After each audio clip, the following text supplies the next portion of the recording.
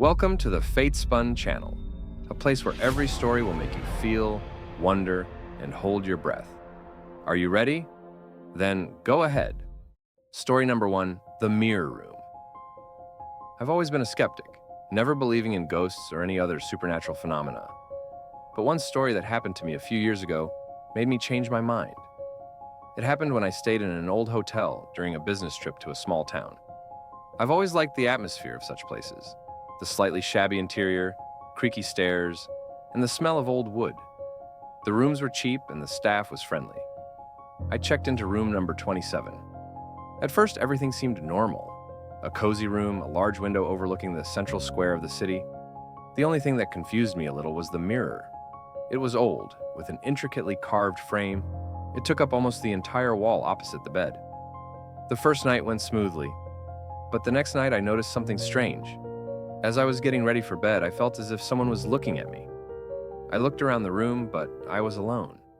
My eyes fell on the mirror. In its depths, I thought I saw something indefinable. It was just a glimpse, but it alerted me.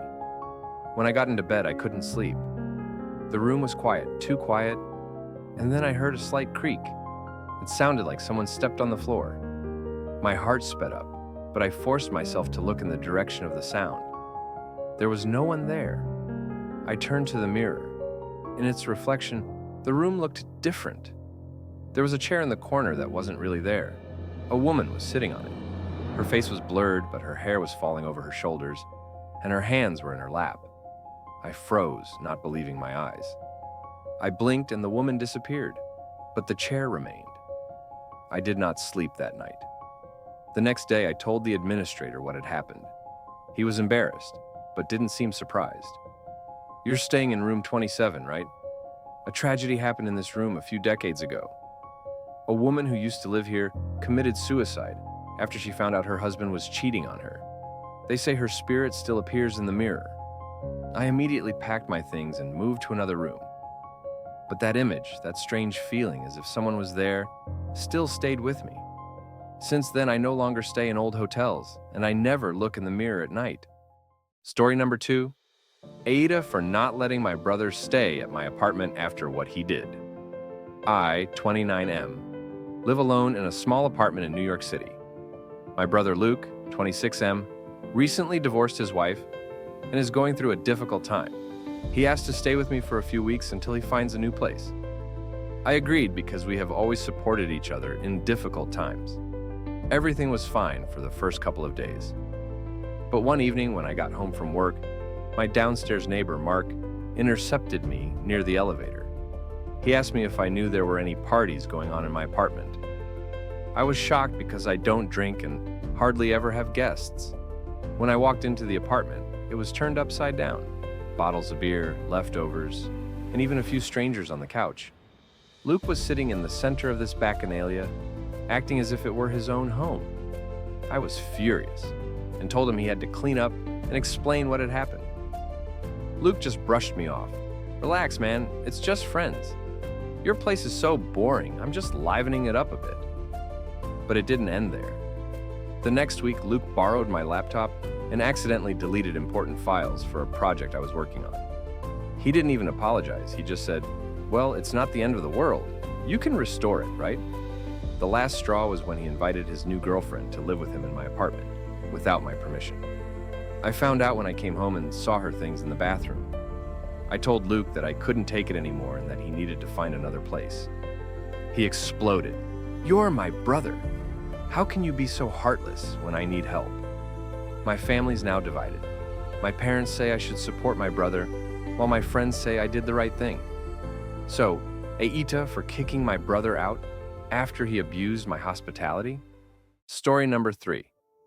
Should I tell you about this? My name is Allison, I'm 30, and my boyfriend Zach, 32, is the best thing that's happened to me in the last 5 years. We've been dating for 3 years now, and I'm sure he's the one. He is kind, caring, and we have similar views on life. We even started planning our future together. We talked about having children and buying a ho-use. But a few weeks ago, I learned something that turned my idea of our ideal couple upside down. Zach had left his phone at home because he forgot it in a hurry to get to work. It was the first time he had ever done that because he usually always takes his phone with him. I decided to put it in my bag pocket to give it to him when I stopped by for lunch. But before I did, the phone rang. It was a message from some Sam. I ignored it at first, but the phone kept ringing. At some point, I looked at the screen and saw the words, "I hope you remember what you promised. Don't make me do this." My heart sank. It sounded like a threat. I opened the message and saw a whole chain that shocked me. It turned out that a few years ago, before we met, Zach worked at a company where he started a relationship with his boss, who was married. They had ended the affair, but now she was back in his life, blackmailing him by telling her husband about their affair if he didn't agree to see her again. When I gave Zach the phone back, he noticed that I was distant. I couldn't tell him that I had read the messages. But now I don't know what to do. I know he didn't do anything wrong during our relationship, but how do I live with the fact that the past could ruin our future? Zach is acting normal, but I feel like he's hiding his stress. I'm afraid it could ruin everything if I tell him what I know.